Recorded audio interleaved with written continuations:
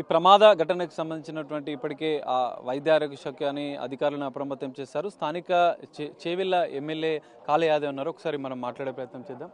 చెప్పండి, అసలు ఈ ప్రమాదానికి సంబంధించినటువంటి ఎంతమంది మృతి చెందారు, ఎలాంటి సహాయక చర్యలు? 20 మంది 19 మంది చనిపోయిందని చెప్తారు. 19-20 మంది చనిపోయిందంటు. ఇంకా కూడా పరిస్థితి తీవ్రంగానే ఉంది. కానీ ప్రభుత్వం తప్పకుండా వాళ్ళందరినీ కూడా క్షతగాత్రులు ఎవరైతే ఉన్నారో వాళ్ళందరినీ కూడా కార్పొరేట్ స్థాయిలో వైద్య సదుపాయం సేవలు అందించడానికి ప్రభుత్వం సిద్ధంగా ఉంది. అసలు ఈ రోడ్డుకు సంబంధించిన, ఎందుకంటే గతంలో కూడా అనేక ప్రమాదాలు జరిగాయి, ఎందుకు మరి దీనికి? బీజాపూర్ హైవే రోడ్డు అప్పా నుంచి మన్నెగూడ వరకు, బీజాపూర్ అంటే మన్నెగూడ నుంచి కొడంగల్ ఆ రోడ్ అయిపోయింది. ఎక్కడైతే మన్నెగూడ నుంచి హైదరాబాద్ అప్ప దాకా ఉన్నటువంటి రోడ్డు ఎన్జిటీలో కోర్టులో కేసు వేయడం వల్ల గత 6-7 సంవత్సరాల నుంచి కేసు వేయడం వల్ల రోడ్డు పని అయిపోయింది. చాలా యాక్సిడెంట్ అయింది. వారంకి 5-6 మంది చనిపోతున్నటువంటి సందర్భాలు ఉన్నాయి. మరి మొన్న ఆలూరులో అయ్యింది.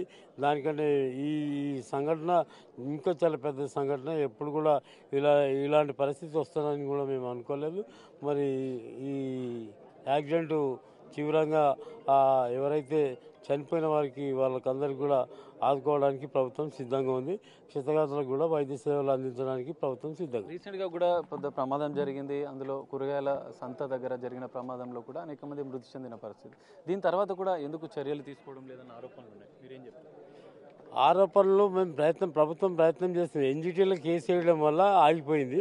ఆ ఎన్జిటీలో కూడా ఎవరైతే పర్యావరణ ప్రేమికులు ఉన్నారో వాళ్ళతో కూడా అనేక సందర్భాల్లో అనేక సార్లు మీటింగ్ పెట్టి వాళ్ళను ప్రయత్నం చేసినాం. ఆ కేసు విత్డ్రా కావాలని మనకి ఇక్కడ జరుగుతున్నటువంటి పరిణామాలను ఎప్పటికప్పుడు వివరిస్తూ దీంతో చాలా ఇబ్బందిగా ఉన్నది ప్రజలకు. ఇక్కడ 4 కాన్స్టిట్యూన్సీ తాండూరు, వికారాబాద్, చేవెళ్ళ, ఈ పరిగి ఇవన్నీ కూడా రాకపోకలకు ఇబ్బంది ఉన్నటువంటి రోడ్డు.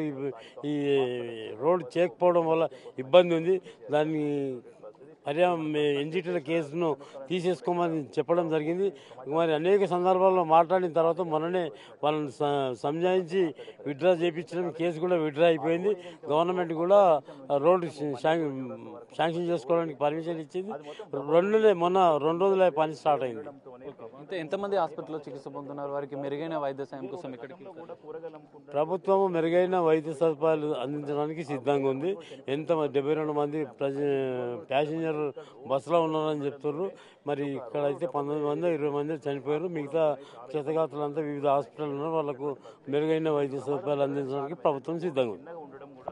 తరచూ ఈ రోడ్డులో ప్రమాదాలు జరుగుతున్నాయి. వాటి కోసం మేము కూడా గతంలో కూడా అనేక ప్రయత్నాలు చేశాం. దానికోసం ఎన్జిటి నుంచి కూడా తాజాగా అనుమతి వచ్చింది. రోడ్డు పనులు పూర్తయ్యాయని చెప్పారు.